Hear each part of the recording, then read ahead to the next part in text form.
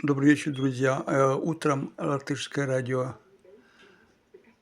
Латвийс радио 1 передало, что в Прекуле во время праздника полицейский пристрелил какого-то человека, учителя.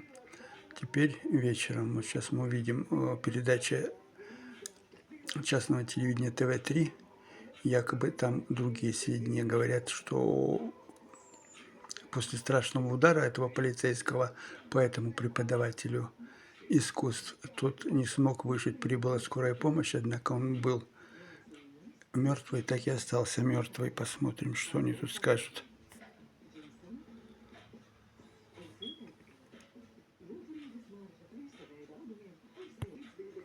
Возможно, полицейские хотят покрыть своего товарища, не исключено. Lai tuvojoties noslēgumam, aiz kultūras nama izcēlās pamatīgs kautiņš, kas vienam no iesaistītajiem beidzās ar nāvi. Nākamajā dienā pēc notikušā Latviju pāršalca ziņa, ka iespējamais slepkava varētu būt kāds policijas darbinieks. Šodien tas apstiprinājās un 24 gadus vecais vīrietis tika apcietināts.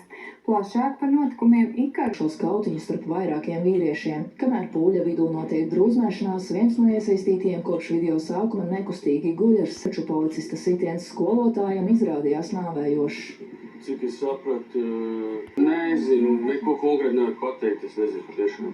Cik es zinu, tur kaut kas esot tas čāls ar gāzi, apjot vasaras gāzi, esot pūts, lai neviens nenāk klāt, un tad esot ātri, man liekas, ka bija.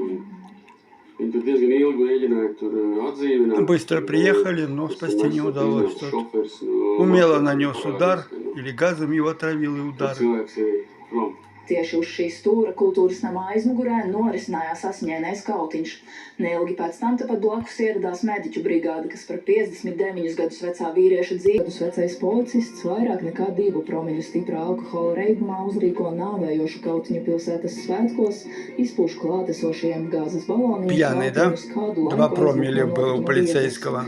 Pēc brīža gan esot atgriezies un uzreiz aizturēts. Šī persona ir valsts policijas jaunākais inspektors alkohola reibumā, kurš atradās pasākumu vietā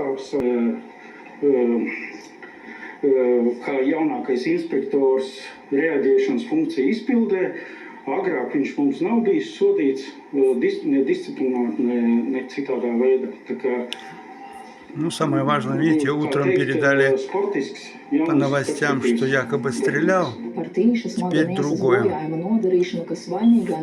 То есть распылил, чтобы толпа ушла, потом вернулся. Ну, расследование покажет. Главное, чтобы не замяли это.